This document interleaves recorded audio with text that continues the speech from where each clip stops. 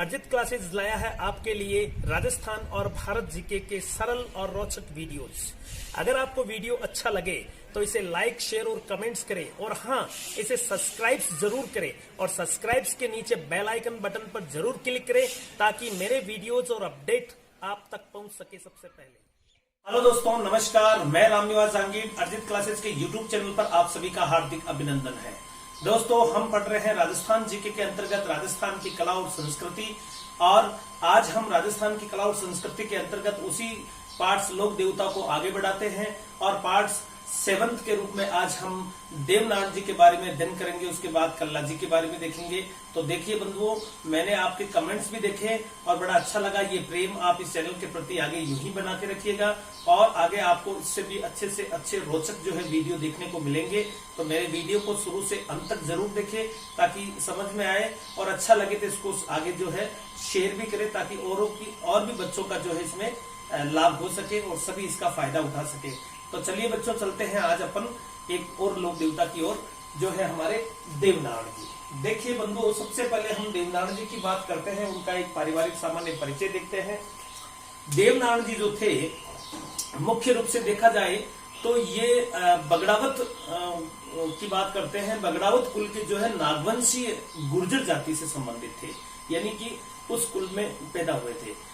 अतः ये मूल रूप से देखा जाए तो गुर्जरों के आराध्य देव माने जाते हैं। इसके अलावा बात करते हैं अवतार को लेकर के, तो देवनारायण जी विष्णु के अवतार थे। मैंने आपको पहले भी वाले वीडियो के अंदर भी ये बताया था कि जो राजस्थान के अवतरित लोक देवता है, यानी कि जो किसी न किसी के अवतार है, ऐसे 4 ही लोक देवता है। उनमें आज ये चौथा है देवनारायण जी। इससे पहले के हमने जो अवतारित लोक देवता थे, रामदेव जी हैं, पापू जी हैं, वो पढ़ लिए हैं। आज देवनारायण जी, उसके बाद हम कल्ला जी को देखेंगे। तो ये विष्णु के जो है अवतार थे। बात करते हैं इनका पारिवारिक परिचय की, तो मुख्य रूप से इनके जो पिताश्री थे वो सवाई भूज थे, माता सेडू थी और इनकी पत्नी पीपलदे थी। इस तरह से खास तौर से अपन जो है इनके पूरे परिचय को जो है पारिवारिक परिचय को देख लेते हैं। सबसे पहले अपन बात करते हैं तो ये किस कुल से संबंधित है, तो बगड़ावत कुल के अपन लिख सकते हैं इसमें, बगड़ावत कुल के नागवंशीय, बगड़ावत कुल के नागवंशीय गुर्जर जाति से संबंधित है ये, यानी कि बगड़ावत कुल के नागवंशीय गुर्जर थे ये, बगड़ावत कुल के नागवंशीय गुर्जर थे। अब बात करते हैं मुख्य रूप से अवतार, यानी कि ये मुख्य रूप से किसके अवतार थे। अवतार की बात कर लेते हैं, तो ये आपके विष्णु के अवतार माने गए हैं। इसके हैं विष्णु के अवतार। उसके बाद अपन बात करते हैं, ये गुर्जरों के आराध्य देव हैं। गुर्जरों के आराध्य देव माने जाते हैं इस तरह से, यानी गुर्जर जाति के लोग ज्यादा इनको जो है मानते हैं। हालांकि राजस्थान में सभी संप्रदाय के लोग इनको अच्छे से मानते हैं, फिर भी गुर्जरों के अंदर इनकी विशेष जो है आराधना की जाती है। उसके बाद अपन बात करते हैं तो ये जो है आयुर्वेद के ज्ञाता माने जाते हैं, क्योंकि उन्होंने गोबर और नीम का औषधीय महत्व बताया था इन्होंने इस तरह से। तो ये आयुर्वेद के ज्ञाता थे। कोष्टक में लिख सकते हैं, इन्होंने गोबर व नीम का औषधीय महत्व बताया था। औषधीय महत्व बताया, इस तरह से अपन कह सकते हैं आयुर्वेद के ज्ञाता थे। अब बात कर लेते हैं इनके जन्म की। इनका जो जन्म कहाँ हुआ और किस तरह से कब हुआ, इसकी बात करते हैं। तो इनका जो जन्म हुआ वो 1243 ईस्वी के अंदर गोटा दड़ावत जो आसिंद में पड़ता है, आसिंद तहसील है और भीलवाड़ा जो है जिला है, यहाँ पर इनका जो है जन्म हुआ था। इस तरह से आसिंद भीलवाड़ा के अंदर। अब बात करते हैं इनके पिताश्री, तो पिता थे इनके सवाई भोज। इसके अलावा जो है माता थी इनकी शेडू खट्टाणी। पत्नी का नाम पीपलदे मिलता है बंधुओं। पत्नी जो थी इनकी वो पीपल दे थी, इस तरह से पीपल दे। उसके बाद में बात करते हैं तो इनके जो एक दादा थे बाघ सिंह थे दादा, अपन याद लिख सकते हैं दादा, दादा का नाम बाघ सिंह मिलता है इस तरह से। तो माता पिता पत्नी की बात हो गई। उसके बाद में बात करते हैं जो पत्नी थी पीपल दे, वो एक्चुअली जो धार नरेश थे उनकी पुत्री मानी जाती है, जयसिंह उनका नाम था। तो अपन लिख सकते हैं इसमें धार, और धार पड़ता है एमपी में इस तरह से। तो धार नरेश जयसिंह की पुत्री थी ये जयसिंह की पुत्री इस तरह से। तो पीपल दे यानी कि इनका मुख्य रूप से ससुराल जो था धार अपन कह सकते हैं, और इनका जो घोड़ा वाहन अपन कह सकते हैं वाहन था घोड़ा, और घोड़ा भी कौन सा, लीला घोड़ा। इसका नाम लीलाधर भी मिलता है, लीलाधर, कहीं कहीं लीलाधर भी इसका नाम मिलता है इस तरह से। तो ये इनका वाहन था। और उसके बाद में बात करते हैं इनकी जो मृत्यु या समाधि की बात करते हैं, समाधि तो वो आपके देवमाली के अंदर हुई थी, जो ब्यावर के अंदर अजमेर में पड़ता है। तो देवमाली अजमेर, देवमाली अजमेर जिले में पड़ता है। इसके अलावा बात करते हैं तो इनकी जो प्रधान मंदिर है यानी कि प्रधान धाम जो है, इनका मुख्य बड़ा मंदिर है, वो आपके आसिंद में ही है, जो भीलवाड़ा के अंदर है। तो इसमें अपन लिख सकते हैं प्रधान मंदिर, प्रधान या बड़ा मंदिर। राजस्थान में देवनारायण जी का बड़ा जो मंदिर है वो आपके उसी गोटा दड़ावत जो गांव है आसिंद में पड़ता है, वहीं पर है। तो अपन लिख सकते हैं आसिंद, आसिंद भीलवाड़ा इस तरह से। हालांकि इसमें जो गांव आता है वो आपका मुख्य रूप से देखा जाए तो गोटा दड़ावत जो गांव आता है वही है। तो आसिंद में छोटा सा गांव है गोटा दड़ावत, गोटा दड़ावत, वहां पर ये जो है मंदिर बना हुआ है आसिंद भीलवाड़ा में। ठीक है, अब बात करते हैं मुख्य रूप से, ये इनका पारिवारिक परिचय दे दिया मैंने। इसके अलावा बात करते हैं तो देवनारायण जी को जो एक ऐसे विशेष लोक देवता है ये, जो कहते हैं कि इनके मंदिर में जो है ना, इनकी मूर्ति की जगह ईंटों की पूजा होती है, और ईंटों की पूजा भी नीम की पत्तियों के द्वारा जो है पूजा की जाती है मुख्य रूप से। और खास तौर से देखा जाए तो ये एक विशेष प्रकार के इस तरह के विष्णु के अवतार जो माने जाते हैं आपके देवनारायण जी। तो ऐसे राजस्थान के कई सारे लोक देवता है जिनकी अपनी अपनी कुछ खास विशेषता है इस तरह से। तो ये है, एक बार आप इसका स्क्रीनशॉट ले लीजिएगा, फिर आगे चलते हैं। ओके, चलिए बंधु आगे बात करते हैं। तो इस तरह से जो देवनारायण जी हैं वो मुख्य रूप से इनके जो अवतार की बात की हमने, वंश की बात की, इनको लेकर के जो है परीक्षा में अक्सर प्रश्न पूछे जाते रहे हैं इस तरह से। उसकी बात करते हैं देवनारायण जी की जो शिक्षा हुई थी, देवनारायण जी की जो शिक्षा हुई थी वो देवास गांव में हुई थी, देवास। और देवास जो है उनका ननिहाल है, एक्चुअली एमपी में पड़ता है ये इस तरह से। तो अपन कह सकते हैं कि इनकी जो शिक्षा दीक्षा हुई वो देवास एमपी में हुई थी। देवास कहां पड़ता है, एमपी में, यानी कि मध्य प्रदेश में इस तरह से। तो इनकी शिक्षा देवास एमपी में हुई थी। ये एक्चुअली क्या है, इनका ननिहाल है इस तरह से। इसके अलावा बात करते हैं मुख्य रूप से तो देखिएगा अपन इसको इस तरह से समझते हैं, जैसे ये मंदिर है देवनारायण जी का, और अपन बात करते हैं मुख्य रूप से ये मंदिर है, और यहाँ पर कहा जाता है इस तरह की ईंट है, और ऐसे जो है नीम की जो डाली होती है, पत्तियां होती है नीम की, इस तरह से अपन कह सकते हैं कि इस नीम की जो डाली और ईंट है, ये है आपकी ईंट।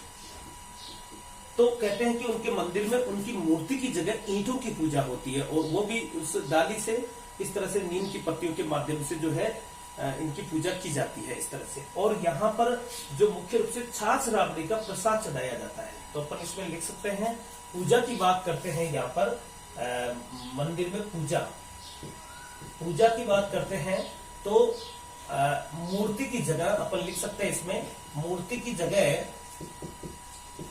ईंटों की पूजा, ईंटों की पूजा नीम की डाली से की जाती है तथा छाछ राबड़ी का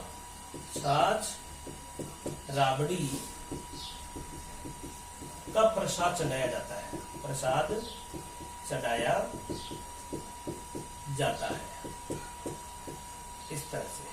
तो ये जो है इनकी खास विशेषता है इस तरह से। तो पूछा जा सकता है एग्जाम में कि कौन सा लोक देवता राजस्थान में जिनकी मूर्ति की जगह ईंटों की पूजा होती है, तो वो देवनारायण की है। ठीक है बंधुओं, उसके बाद में अपन बात करते हैं तो गोरक्षार्थ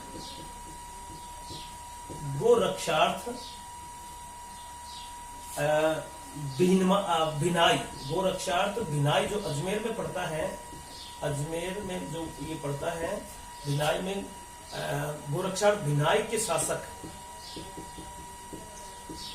के विरुद्ध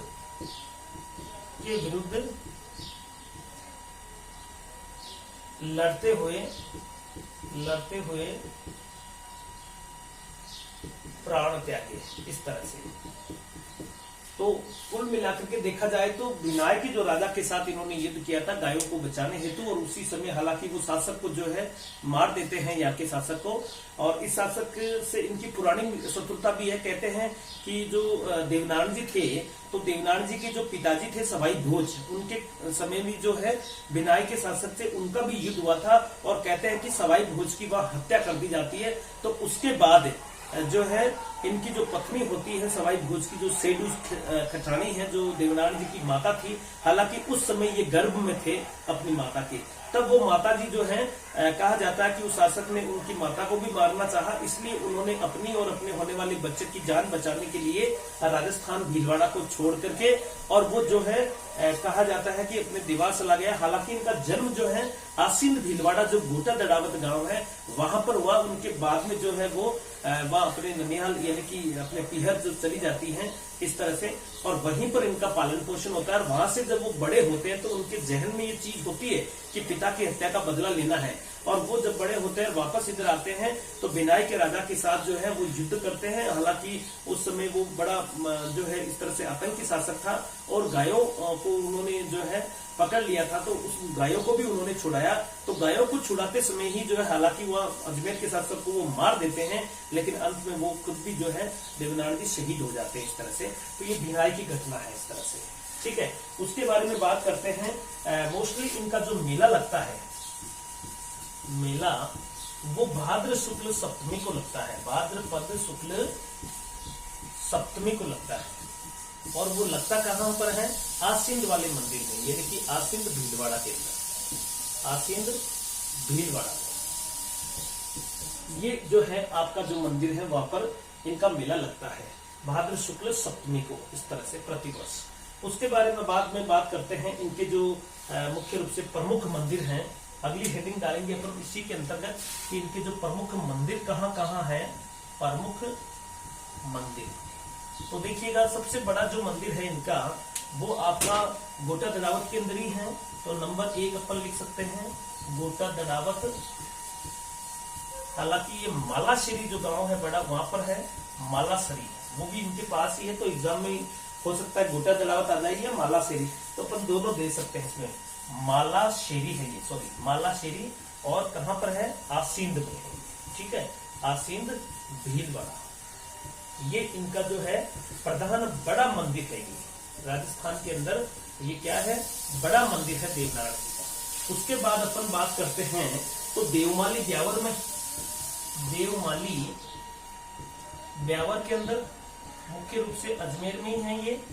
और यहाँ पर एक्चुअली देवमाली में क्या हुआ था कि यहाँ इनकी समाधि है, इनकी देवनारायण जी की, देवनारायण जी की क्या है यहाँ पर समाधि है। इसे बगड़ावतों का गांव कहते हैं, इसे बगड़ावतों का गांव कहते हैं, इस तरह से ये है। तो प्रश्न पूछा जा सकता है कि देवनारायण जी की स्मृति स्वरूप जो बगड़ावतों का गांव कहलाता है वो कौन सा है? तो वो देवमाली ब्यावर है। यहाँ पर भी इनका जो समाधि स्थल है मंदिर बना हुआ है। इसके अलावा बात करते हैं, अगला मंदिर है तो वो देवधाम। देवधाम इस तरह से देवधाम जोधपुरिया, देवधाम जोधपुरिया है। ये निवाई टोंक है भैया, निवाई टोंक, निवाई तहसील है, टोंक जिला है, वहां पर है ये। इस तरह से एक जोधपुरा सभ्यता है, इस तरह से अपन बात करते हैं, वो जयपुर के अंदर है। और ये जोधपुरिया है, देवधाम जोधपुरिया गांव है जो निवाई टोंक में पड़ता है, यहाँ पर भी इनका मंदिर है। और इस तरह से कह सकते हैं ये 3 नदियों के संगम पर है। इस तरह से एक मानसी है, बांडी है, खारी है, मानसी, बांडी व खारी नदियों के संगम पर है ये, इस तरह से। तो ये 3 मंदिर हैं इनके। इनके अलावा देवडुंगरी के अंतर्गत जो खास तौर से आपके चित्तौड़ में पड़ता है, एक नगला जहाज के अंदर भी इसका मंदिर है। एक बार इसका स्क्रीनशॉट ले लीजिएगा, मैं आगे 2 लिख दूंगा उधर मंदिर। ओके, तो और इनके 2 मंदिर हैं, एक आपके देवडुंगरी जो है चित्तौड़ के अंदर है, एक नगला जहाज के अंदर भी है जो भरतपुर में पड़ता है, इस तरह से। तो अगले 2 है आपके, चौथा मंदिर है देवडुंगरी, चित्तौड़गढ़ कहते हैं। इस मंदिर का निर्माण किसने करवाया? जो राणा सांगा थे उन्होंने करवाया था, राणा सांगा, मेवाड़ के जो राणा सांगा ने बनवाया। कौन सा मंदिर? आपका देवडुंगरी चित्तौड़ वाला। उसके बाद में बात करते हैं 5वां, एक है नगला जहाज, ये पड़ता है भरतपुर में, इस तरह से। तो ये देवनारायण जी के जो है मुख्य मंदिर है आपका। एक बात कर लेते हैं अपन इनकी पढ़ के बारे में, जो है इनकी जो पढ़ है या फड़ अपन जिसे कहते हैं, पढ़ या फड़, इसके बारे में चर्चा करते हैं। देखो, देवनारायण जी की जो पढ़ है, मुख्य रूप से पहली चीज तो है कि देवनारायण जी की जो पढ़ है वो गुर्जर जाति के भूपों के द्वारा बांची जाती है। दूसरी चीज, इसमें जो वाद्य यंत्र का प्रयोग किया जाता है वो जंतर होता है, इस तरह से। एक राजस्थान की सबसे बड़ी और सबसे छोटी पढ़ है, इस तरह से। और चौथी चीज, इसके अंतर्गत ये एकमात्र राजस्थान की पढ़ है जिस पर जो भारत सरकार के द्वारा मुख्य रूप से डाक टिकट जारी किया गया था।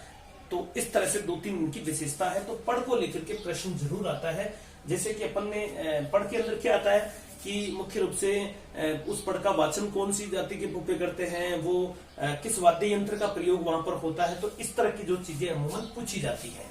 तो देखिए, सबसे पहले इस पढ़ के बारे में बात करते हैं। तो मुख्य रूप से गुर्जर जाति के भूपों द्वारा वाचन, ठीक है। उसके बाद जो वाद्य यंत्र इसमें लिया जाता है, वाद्य यंत्र, तो वो जंतर होता है इसमें, ठीक है बंधुओं, ध्यान रखना। हमने रामदेव जी की पढ़ पढ़ी थी, पापू जी की पढ़ पढ़ी थी, जिसमें रावण हत्या का प्रयोग किया जाता है, इस तरह से, ठीक है। ऐसे ही ये वाद्य यंत्र जिसमें जंतर का प्रयोग होता है। और खास बात इसकी, ये राजस्थान की सबसे बड़ी व सबसे छोटी भी इसी का आता है, सबसे छोटी पढ़ है, ठीक है। इस तरह से राज्य की एकमात्र पढ़, यह है राज्य की एकमात्र पढ़ जिस पर आपके डाक टिकट जारी हुआ है। तो अपन कह सकते हैं जिस पर सितंबर 1992 को डाक टिकट जारी हुआ, 5 रुपए का, को 5 रुपए का डाक टिकट जारी हुआ, इस तरह से। ये इसकी खास बात है ना, इस तरह से। तो देखा जाए तो ये एकमात्र ऐसी पढ़ है जिस पर 19 सितंबर 1992 को जो है डाक टिकट जारी हुआ था, देवनारायण जी की पढ़ है। तो एक तो इसमें आपको ये ध्यान रखना है कि ये किस भूपों के द्वारा या किस जाति के द्वारा, तो ये गुर्जर जाति के भूपों के द्वारा गाई जाती है। वाद्य यंत्र की बात करते हैं तो इसमें जंतर का प्रयोग होता है और राजस्थान की सबसे बड़ी पढ़ है, इस तरह से। तो ये देवनारायण जी के बारे में मैंने आपको बताया, इस तरह से। एक बंधु ध्यान रख लेना, एक मोस्टली जो है, हालांकि देवनारायण जी का चैप्टर क्लोज है, कंप्लीट है, फिर भी जो ट्रिक्स की बात आती है तो मैंने एक लाइन में ट्रिक्स बनाई। अगर आपको पसंद आए तो उसको 1-2 बार वाचन करना, उसका पढ़ना, तो उसमें जो है देवनारायण जी के माता पिता पत्नी और इन सभी का जो है उल्लेख आपको हो जाएगा। अब जैसे अपन बात करते हैं ट्रिक्स,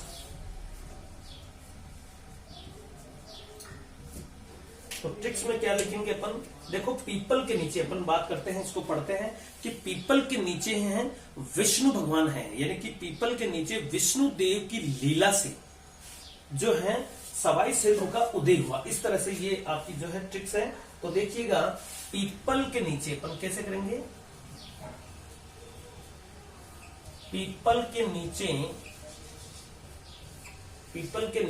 विष्णु देव की लीला से, विष्णु देव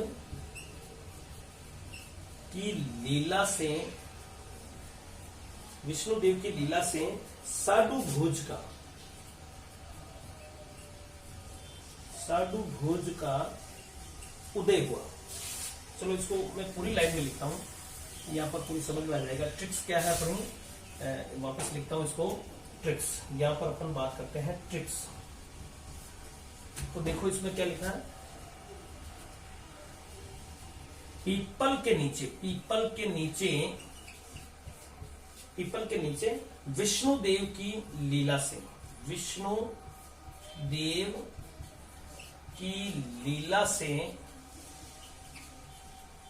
से साडू भोज का उदय हुआ। साडू भोज का उदय हुआ, इस तरह से। तो देखो एक लाइन की ट्रिक है, इसमें सब अक्षरों के अलग अलग जो है उनका नामोल्लेख मिलेगा अपने को। और मुख्य रूप से देखा जाए तो इनमें देखना आप, जैसे पीपल की बात करते हैं, ठीक है, नीचे का कोई अर्थ नहीं है, यहाँ पर विष्णु का होगा, देव का होगा, लीला का होगा, साडू का होगा, इस तरह से भोज का होगा, उदय का अर्थ होगा, इस तरह से। तो ये रामदेव जी से रिलेटेड पारिवारिक परिचय मिल जाएगा आपको इस एक लाइन में। पीपल से क्या बनेगा आपके, पीपल दे, और पीपल दे क्या थी, इनकी पत्नी थी, ठीक है। नीचे से कोई अर्थ नहीं है इनका। विष्णु की बात करते हैं तो इसमें है आपका विष्णु भगवान है, और विष्णु के वो अवतार थे, इस तरह से। तो विष्णु का अर्थ यहाँ पर अपन अवतार से ले सकते हैं, किससे, अवतार से। ये मैंने आपको कोष्टक में इनका संबंध लिख दिया। और देव से आपका बनता है देव नारायण जी की बात है, जो स्वयं है ये, जिनके बारे में हम चर्चा कर रहे हैं। लीला से इनका जो है लीलाधर, या अपन कह सकते हैं लीलाधर जो घोड़ा है वो बन रहा है इससे, ठीक है। उसके बाद में साडू से जो है सेडू खट्टानी इनकी माता है, ये वाहन है या घोड़ा है इनका, इस तरह से मैं लिख दे रहा हूं कोष्टक में। और शेडू खट्टानी ध्यान कर लेना, शेडू खट्टानी की जगह कई कई पुस्तकों में शेडू खद्दानी भी लिखा हुआ है, ठीक है। तो ये क्या है, इनकी आपकी देवनारायण जी की माता है। भोज से सवाई भोज इनके पिता है, सवाई भोज, और सवाई भोज कौन है, इनके पिता है देवनारायण जी की, ठीक है। उसके बाद में बंधु बात करते हैं अपन, तो उदय से हुआ उदय सिंह है इनके बचपन का नाम, किनका, आपके देवनारायण जी का। शायद हम पर उसमें लिखना भूल गए होंगे। तो देवनारायण जी का बचपन का नाम उदय सिंह था, दिमाग में रखना। तो ये एक ट्रिक्स है, इस एक लाइन से अपन जो है इनका पूरा पारिवारिक परिचय, देखो पत्नी आ गई, माता आ गई, पिता आ गए, इनका वाहन घोड़ा आ गया, विष्णु जो इसके अवतार थे वो आ गए, और बचपन का नाम भी इनमें सम्मिलित हो गया। यानी कि एक लाइन पढ़ते ही आपको जो है देवनारायण जी का पूरा पारिवारिक जो परिचय मिल जाएगा, इस तरह से। बाकी इसके अलावा अलग से जो आपको देवनारायण जी के बारे में याद करना है, तो एक तो इनका बड़ा जो मंदिर है वो आसींद में है, दिमाग में रखना। दूसरी चीज, इनकी मूर्ति की जगह इनके ईंटों की पूजा जो है नीम की पत्तियों के माध्यम से होती है, इस तरह से। इसके अलावा उनकी जो पढ़ है उसमें गुर्जर जाति है, चूंकि ये गुर्जरों के आराध्य देव है, तो गुर्जर जाति के रूप में बाचेंगे उसको, और उसको जो है जंतर वाद्य यंत्र के माध्यम से इसका वाचन किया जाता है। और डाक टिकट जारी हुआ, ये चीजें आपको कॉमनली अलग से देखनी है। इसके अलावा मंदिर की बात कर रहे हैं तो इसमें 5 मंदिर है मुख्य रूप से। एक तो इनका जन्म स्थान है असीम, तो वहां पर मंदिर होगा। एक इनकी जो समाधि हुई थी देवमाली के अंदर, जो अजमेर के ब्यावर में है, वहां इनका मंदिर होगा। देवधाम जो है आपकी मुख्य रूप से देखा जाए तो वहां पर इनका मंदिर होगा। एक देवडूंगरी जो मुख्य रूप से चित्तौड़गढ़ में, वहां इनका मंदिर होगा। तो ऐसे करके इनके मंदिरों को और इनको देखना, बाकी इस एक टिप्स के माध्यम से इनका पूरा पारिवारिक परिचय हो जाएगा। तो इसका स्क्रीनशॉट ले लीजिएगा एक बार। ओके, अब बात करते हैं अपन अगले लोक देवता की तरफ चलते हैं। तो देवनारायण जी क्लियर हो गए हैं अपने। अब अगले एक लोक देवता है जो मुख्य रूप से देखा जाए तो अवतरित है वो, यानी कि अपन आज चारों अवतरित लोक देवता पूरे हो जाएंगे। और अगले अपने लोक देवता है वो है कल्ला राठौड़। कल्ला राठौड़, देखिए कल्ला राठौड़ की बात करते हैं तो मुख्य रूप से ये राठौड़ वंश से संबंधित है, पहली चीज। दूसरी बात अपन बात करते हैं तो जो कल्ला राठौड़ थे ये शेषनाग के अवतार माने जाते हैं। और इनके उपनामों को लेकर के एग्जाम में ज्यादातर ये हाईलाइट रहते हैं। उपनाम में ज्यादातर इनका यही पूछा जाता है कि 4 हाथों वाले लोक देवता किसको कहते हैं, तो वो कल्लाजी राठौड़ है। 2 सिर वाले हैं, चक्रवात युद्ध के धनी हैं, कम धन है, इस तरह से योगी हैं, कई सारे इनके उपनाम हमें मिलते हैं, उनको लेकर के प्रश्न बनता है। चलिए चलते हैं इनके अंतर्गत आगे। तो देखिए सबसे पहले बात करते हैं वंश की बात करते हैं। तो मुख्य रूप से देखा जाए तो मेड़तिया राठौड़ थे ये। कौन थे? मेड़तिया राठौड़, इस तरह से। हालांकि राठौड़ वंश से संबंधित थे। जो आपके जोधपुर वाला जो राठौड़ वंश है उसी की एक शाखा बीकानेर गई, फिर वो जो है मेड़ता में उनके जो नीचे रियासत थी वहां पर शासक गए। इसके अलावा किशनगढ़ में गए तो वो वही राठौड़ है। तो ये मेड़ता में रहने के कारण क्या है, ये मेड़तिया राठौड़ कहलाए इस तरह से। इसके अलावा बात करते हैं तो ये अवतार, मुख्य रूप से अवतार किसके माने जाते हैं? अवतार तो ये शेषनाग के अवतार माने जाते हैं, शेषनाग के अवतार, शेषनाग के। इसीलिए इन्हें जो है एक तरह से नागों का देवता भी कह सकते हैं अपन, क्योंकि शेषनाग के अवतार थे तो नाग देवता भी इनको कह सकते हैं। अब बात करते हैं इनकी उपनाम को लेकर के कि किस तरह से जो है इनके प्रश्न आते हैं। तो ये उपनाम बड़े इंपॉर्टेंट है। तो सबसे पहले अपन लिख सकते हैं इसमें 4 हाथों वाले देवता, 4 हाथों वाले देवता। उसके बाद में 2 सिर वाले देवता, 2 सिर वाले देवता यानी लोक देवता।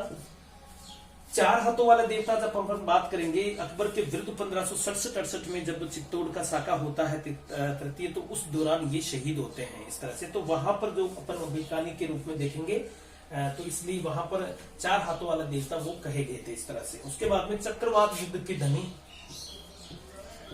चक्रवात युद्ध के धनी, युद्ध के धनी। इसके अलावा बात करते हैं इनके उपनामों को लेकर के तो बाल ब्रह्मचारी, बाल ब्रह्मचारी। इसके अलावा इसे योगी भी कहा जाता है। इसके अलावा जो है इन्हें कमधन भी कहा जाता है इस तरह से। तो कमधन,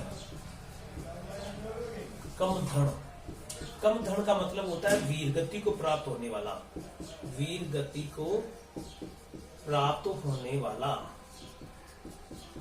उसे हम कमधन कह सकते हैं इस तरह से शब्दावली के अकॉर्डिंग। इसके अलावा केहर कल्याण भी इनका उपनाम है, केहर, इसके अलावा कल्याण। तो इस तरह के कई सारे उपनाम हैं। उपनामों की बात करते हैं, मोस्टली देखना, एक तो ये अवतार की चीज दिमाग में रखना। कल्लाजी राठौड़ किसके अवतार थे? शेषनाग के। मैंने शुरू वाले जो वीडियो था मेरा फर्स्ट नंबर, उसमें मैंने अवतारों की बात की थी। राजस्थान के 4 ही लोक देवता ऐसे हैं जो किसी न किसी के अवतार हैं, उनमें कल्ला राठौड़ है। इसके अलावा पहले हमने रामदेव जी पढ़ लिया, बाबू जी पढ़ लिया, और आज हमने देवनारायण जी भी पढ़ा। और चौथे लोक देवता कल्ला राठौड़ है जो किसी न किसी के अवतार है, ये शेषनाग के। इसके अलावा ये ऊपर वाली लाइन वेरी वेरी मोस्ट है परीक्षा की दृष्टि से। 4 हाथों वाले लोक देवता, 2 सिर वाले लोक देवता, ये एक्चुअली आपको पूछा जाता है। इसके लिए ये कमधन जो उपनाम है ये भी मोस्ट इंपोर्टेंट है।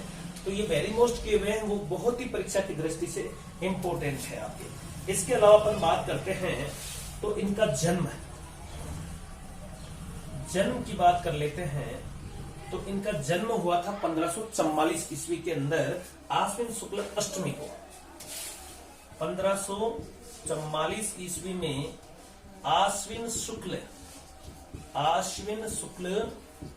अष्टमी को रविवार के दिन हुआ था, संडे के दिन इनका जन्म हुआ था, अपन कह सकते हैं, ठीक है। और सामियाना गांव था वो, कौन सा गांव था? रविवार को सामियाना गांव में, यहां लिख सकता हूं मैं, सामियाना गांव है, मेड़ता के अंदर पड़ता है। इस तरह से सामियाना गांव जो मुख्य रूप से मेड़ता के अंतर्गत ही पड़ता है, ठीक है। तो सामियाना गांव में इनका क्या हुआ था? जन्म हुआ था बंधुओं। इसके अलावा बात करते हैं इनके पिताश्री, तो इनके पिताश्री थे आस सिंह जी। आस सिंह के घर हुआ ये। इनका कई पुस्तकों में जो है आपको अचल सिंह भी नाम मिलता है, अचल सिंह। हालांकि हिंदी ग्रंथ अकादमी की पुस्तक जो ऑथेंटिक बुक्स है उसमें आस सिंह नाम दिया हुआ है, तो यानी कि आपकी कल्ला राठौड़ के पिताश्री कौन थे? आस सिंह। इसके अलावा माता श्वेत कंवर थी इनकी, माता श्वेत कंवर इनकी माताश्री थी। और गुरु जो भैरवनाथ थे इनके गुरु, वो थे योगी भैरवनाथ। योगी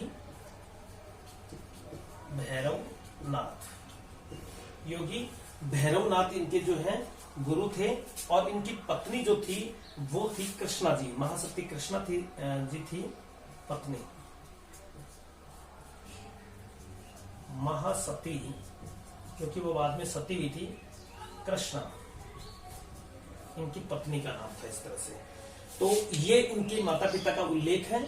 तो कल्ला राठौड़ के बारे में अभी तक इस सारे चैप्टर के अंदर बात करते हैं तो 2-3 चीजें तो आपको कंफर्मली याद होनी चाहिए। नंबर 1, शेषनाग के अवतार हैं ये चीज दिमाग में होनी चाहिए। इसके अलावा 4 हाथों वाले लोक देवता, 2 सिर वाले लोक देवता पूछा जा सकता है, कम दन इंपोर्टेंट है इस तरह से। इसके अलावा बात करते हैं तो इनका जन्म स्थान इंपोर्टेंट है। इनका जन्म कहाँ हुआ? मेड़ता के सामियाना गांव में हुआ था, इस तरह से। इसके अलावा बात करते हैं तो इनके गुरु भैरवनाथ और माता पिता जो थे वो आस सिंह और आपके श्वेत कंवर इनकी माता थी, और इनकी पत्नी कृष्णा थी, महासती कृष्णा। इस तरह से ये इनका पारिवारिक परिचय है बंधुओं। अब अपन बात कर लेते हैं इनके जो मुख्य रूप से आगे इनकी कुलदेवी जो थी वो नागणेशी माता थी, ध्यान कर लेना, है ना। इसके अलावा बात करते हैं तो जो मीराबाई थी, जो कृष्ण भक्त थी, बड़ी राजस्थान की राधा भी कहलाती है, वो मीरा इनकी बुआ थी, इस तरह से, ठीक है। तो एक बार स्क्रीनशॉट ले लीजिएगा इसका, ओके। तो इस तरह से ये इनका सामान्य परिचय है। तो वीरवर कल्ला राठौड़ की जब अपन बात करते हैं तो शेषनाग के अवतार और 4 हाथों वाले या 2 सिर वाले लोक देवता, ये दोनों लाइन परीक्षा की दृष्टि से बहुत बहुत इंपॉर्टेंट है बंधुओं। आगे बात करते हैं अपन तो इनकी जो मुख्य रूप से कुलदेवी थी,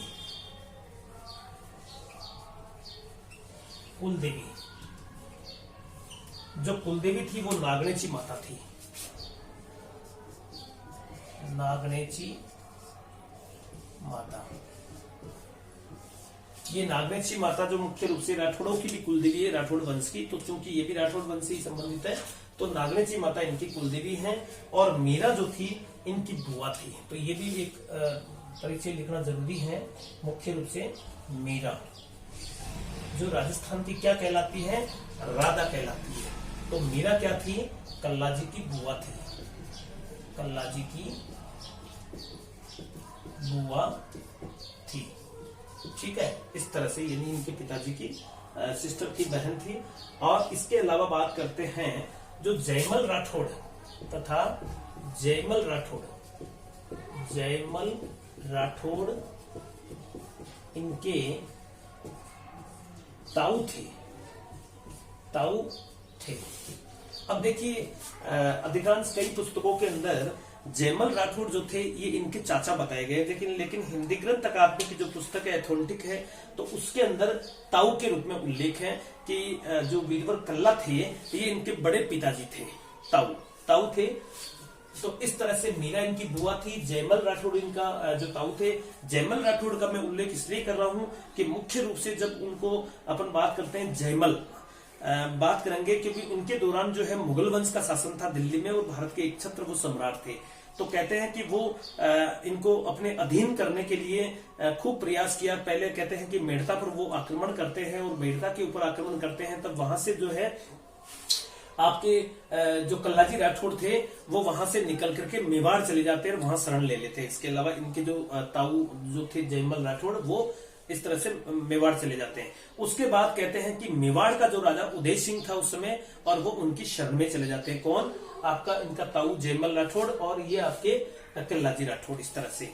उसके बाद में कहते हैं कि 1567-68 के अंदर अकबर जो है मेवाड़ को भी अपने अधीन करने हेतु उनको जो है वहां आक्रमण करता है, अपनी सेना भेजता है। तो 1567-68 के अंदर जब अकबर वहां पर आक्रमण करता है तो उस समय जो उदय सिंह थे और उदय सिंह चित्तौड़ का जो किले का भार था वो जयमल राठौड़ और पत्ता सिसोदिया उनका भतीजा था, इन दोनों के ऊपर भार छोड़कर के चित्तौड़ का और स्वयं जो है गोगुंदा की पहाड़ियों में चले जाते हैं, इस तरह से गिरवा की पहाड़ियों में। तो कहा जाता है कि उस समय अकबर और इन जयमल पत्ता के ऊपर कंधों पर जो है भार आ जाता है और वो युद्ध होता है। उस युद्ध में बड़ी वीरता से जो है पत्ता सिसोदिया और जयमल राठौड़ लड़ते हैं। तो उसके दौरान क्या हुआ था कि मुख्य रूप से देखा जाए तो इतना भीषण युद्ध हुआ कि जो मुगलों को जो है वो बार बार छका रहे थे और अकबर ये सब कुछ देख रहा था, ये सारा नजारा। तो कहा जाता है कि जब एक समय के लिए युद्ध विराम हो गया था तो उधर जो विपक्षी कैंप के अंदर अकबर विचरण कर रहा था अपनी सेना का जो है इस तरह से, तो वो कोई तोप वगैरह या बंदूक जो है उसको कोई ट्राई कर रहे होंगे इस तरह से, या उसकी देखरेख कर रहे होंगे। तो कहते हैं कि मुगल बादशाह जो अकबर था उनके हाथ में एक बंदूक थी जिसका नाम संग्राम था। कहते हैं कि अकस्मात ही उनसे गोली चल गई थी और उस दौरान चित्तौड़ दुर्ग की दीवारों पर जो है घूम फिर करके जो जयमल राठौड़ थे वो निरीक्षण कर रहे थे सेना का और इस तरह से अपनी स्थितियों को मजबूत करने में लगे हुए थे। तो कहते हैं कि वो बंदूक की गोली पता नहीं कैसे छूटी और वो जयमल राठौड़ के पैर में जाकर के लग गई। तो पैर में जो, चूंकि ये मुख्य सेनापति थे, तो इस तरह से कहते हैं कि मेवाड़ की सेना में हड़बड़ मच गई थी इस तरह से। तो कहा जाता है कि ये इनके जो भतीजे थे, लड़का ही कह सकते हैं, ये ताऊ थे इनके, तो इन्होंने क्या कर लिया कि जयमल राठौड़ को जो है अपने कंधे पर बिठा दिया, इस तरह से कह सकते हैं। और कंधे पर बिठा करके जब लड़े तो 2 के 4 हाथ हो गए, क्योंकि 2 हाथ तो जयमल राठौड़ के थे और 2 हाथ कल्लाजी के थे और 2 सिर हो गए उनके। इसलिए वहां पर जब उन्होंने भीषण तरीके से युद्ध लड़ा तो वहां जो योद्धा थे दोनों ही पक्षों के, उन्होंने कहा कि खास तौर से मुगलों ने कहा कि ये तो कोई जो है भयानक ऐसा कोई लोक देवता है, पता नहीं कौन किस तरह से है, तो ये 4 हाथों वाला देवता लड़ रहा है, इस तरह से ऐसा नजारा लगा और यहीं से इनको ये उपाधि मिली थी। हालांकि ये स्थानीय खास तौर से जो मुगल सेना थी उनके द्वारा जो है ये इनको कहा गया था इस दौरान। तो ये कुछ कहानी, इसीलिए इनको 4 हाथों वाला लोक देवता भी कहा जाता है इस तरह से। तो देखिए, बात करते हैं अपन अकबर की बात करते हैं तो सबसे पहले अपन जो मेड़ता की बात करते हैं इस तरह से। देखिए, ये जैसे मेड़ता है और मेड़ता के अंदर जो है कौन आता है? अकबर आता है। अकबर अभियान करता है, अकबर अभियान करता है। किस उद्देश्य से? इनको झुकाने के लिए। लेकिन यहां पर जयमल राठौड़ और कौन? कल्ला, ये दोनों जो है इनकी अधीनता नहीं मानते हैं और कुछ कहते हैं यार झड़प भी हुई थी, लेकिन बाद में जो है ये दोनों क्या करते हैं, मुख्य रूप से चले जाते हैं किसकी शरण में? मेवाड़। मेवाड़ का जो शासक था वो उदय सिंह था, उदय सिंह। अब क्या हुआ कि मुख्य रूप से जो आपके अकबर थे, अकबर ने जो है मेवाड़ पर आक्रमण किया था। अकबर ने 1567-68 में मेवाड़ अभियान किया, मेवाड़ पर आक्रमण किया। तो उस दौरान जो है उदय सिंह जो थे वो चले जाते हैं गिरवा की पहाड़ियों में, ठीक है, गिरवा की पहाड़ियों में चले जाते हैं और भार किस पर सौंप जाते हैं? भार जो सौंप जाते हैं, यानी ये जयमल और कल्ला जो राठौड़ थे वहां पर ले लेते हैं शरण। कहां पर? मेवाड़ में। लेकिन अकबर जो है 1567 में फिर पुनः जो है वापस मेवाड़ पर आक्रमण करता, तब ये जयमल और कल्ला राठौड़ जो थे वो यहीं पर थे, जयमल और कल्ला जी। और इस तरह से बात करते हैं, एक था ये पत्ता सिसोदिया। पत्ता सिसोदिया जो था वो एक्चुअली उदय सिंह का क्या था, भतीजा था, और जयमल राठौड़ मेड़ता का जो यहाँ का शासक था, मुख्य रूप से कल्ला जी का ताऊ। तो ये तीनों व्यक्ति कहां पर थे, मेवाड़ पर। अब अकबर क्या करेगा, 67-68 में मेवाड़ पर आक्रमण करेगा अधीनता मनवाने के लिए। ये अधीनता मानते नहीं है और युद्ध स्वीकार करते हैं। तब कहा जाता है कि उदय सिंह जो था, हालांकि इसके यहाँ पर जो है एक कूटनीति की जाती है, एक चाल की जाती है। कहा जाता है कि अकबर के कुछ सेनापति वगैरह थे, तो उन्होंने जो है उदय सिंह की यह झूठी खबर फैलाई कि जयमल पत्ता और आपका जो पत्ता सिसोदिया है वो दोनों ही अकबर की तरफ मिल गए हैं। तब इसने इनको पूछा ही नहीं और बिना बताए जो है क्या हुआ, उदय सिंह गिरवा की पहाड़ियों में चला गया कि जान रही तो जहान रहेगा, इस तरह से वो तो निकल गया। इसी कारण से जो है उदय सिंह के ऊपर कर्नल जेम्स टोड कहता है इस युद्ध के बारे में कि अगर मेवाड़ के इतिहास में उदय सिंह का नाम नहीं होता तो ये स्वर्णाक्षरों में जो है इतिहास लिखा जाता था।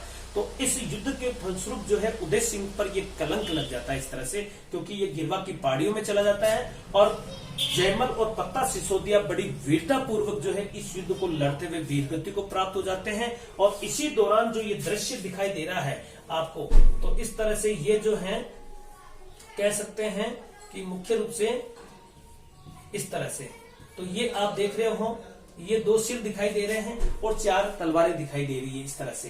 तो कहते हैं कि ये आपका कौन था, मुख्य रूप से कल्ला राठौड़ था, ये था कल्ला, और ये कौन था, इसका ताऊ जयमल।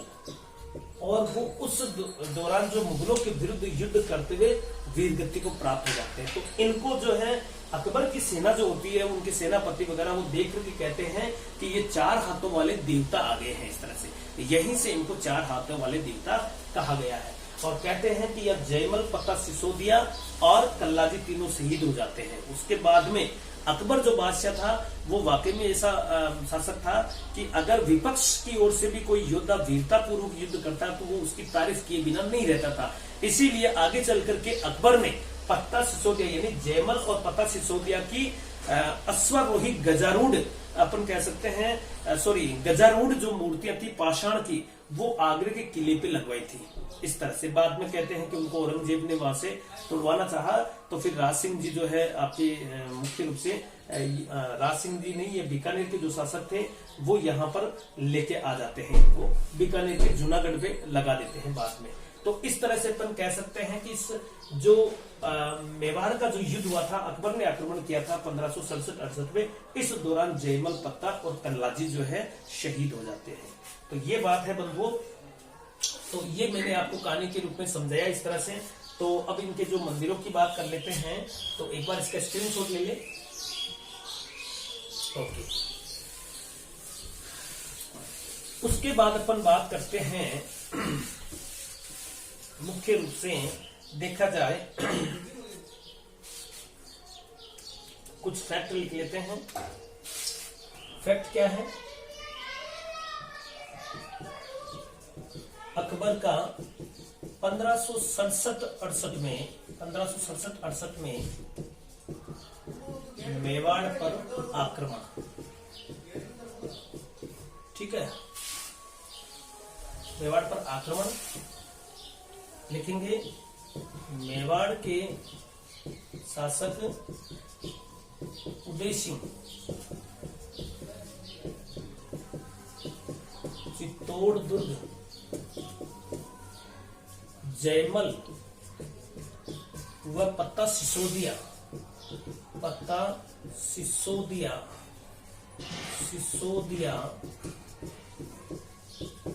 को सौंपकर स्वयं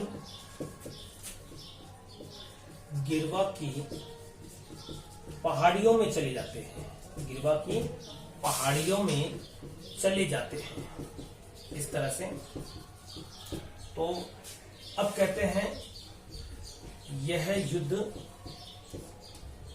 जयमल व पत्ता तथा कल्लाजी बड़ी वीरता पूर्वक लड़ते हुए वीर गति को प्राप्त होते हैं। जो ये मेवाड़ का अपन कह सकते हैं चित्तौड़ का तीसरा साका था। ये है चित्तौड़ का तीसरा साका था।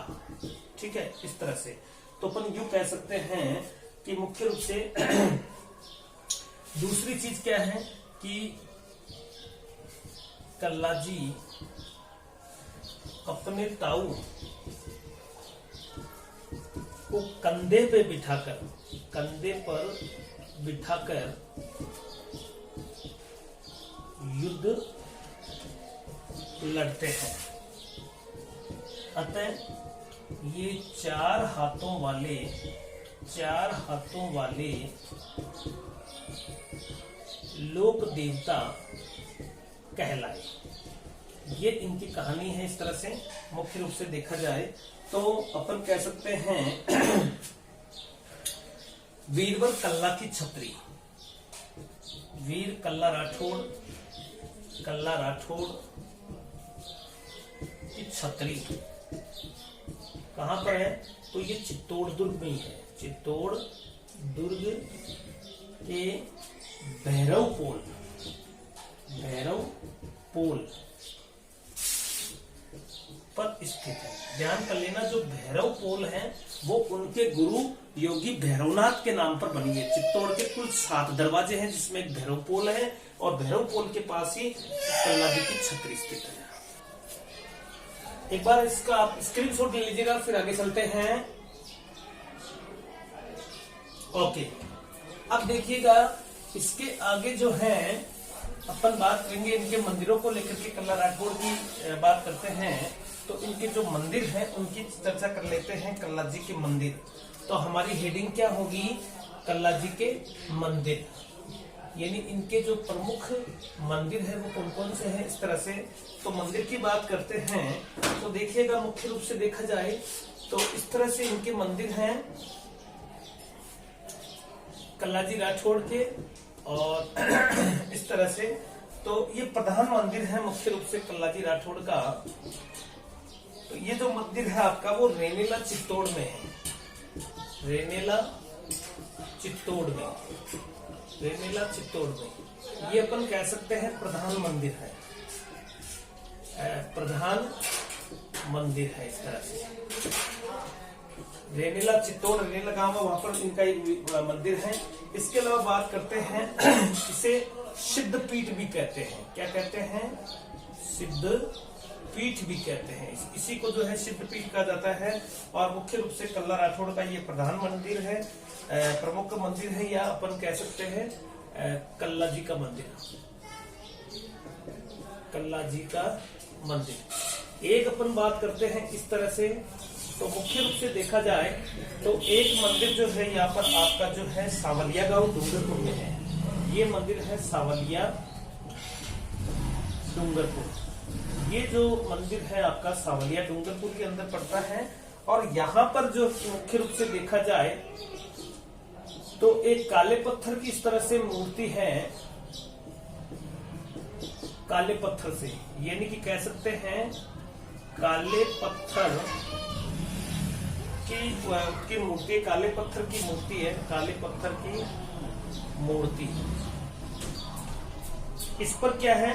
केसर व अफीम चढ़ाई जाती है। तो दिमाग में रखना आप खास तौर से, ये प्रसिद्ध मंदिर है। ये क्या है? कल्लाजी का प्रसिद्ध मंदिर है, मुख्य रूप से जो आपके सांवलिया डूंगरपुर में है।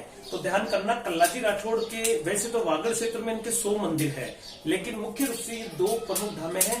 ये प्रधान मंदिर है, मुख्य बड़ा मंदिर है। ये सिद्ध पीठ भी कहते हैं। ये रेनेला चित्तौड़ में है। एक मंदिर है सांवलिया डूंगरपुर में, जिसकी काले पत्थर पर उत्कीर्ण उनकी मूर्ति है, जिस पर केसर और अफीम चढ़ाई जाती है। तो प्रश्न पूछा जा सकता है कि किस लोक देवता के मंदिर में जो है केसर अफीम चढ़ती है, तो वो कल्लाजी राठौड़ के सांवलिया वाले मंदिर में है, जो डूंगरपुर में है। इस तरह से तो अपन कह सकते हैं वागड़ क्षेत्र में, इस तरह से वागड़ क्षेत्र की बात करते हैं तो इसमें डूंगरपुर व बांसवाड़ा आता है। बांसवाड़ा डूंगरपुर व बांसवाड़ा क्षेत्र में सर्वाधिक 100 मंदिर है। इस तरह से जगह जगह उनके वागड़ क्षेत्र में मंदिर मिलेंगे आपको। और इस तरह से ये काले पत्थर की उत्कीर्ण मूर्ति है।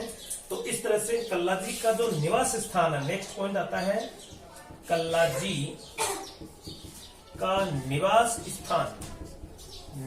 स्थान जो है वो हवेली कहलाता है। दिमाग में रखना ये चीज बहुत इंपॉर्टेंट है।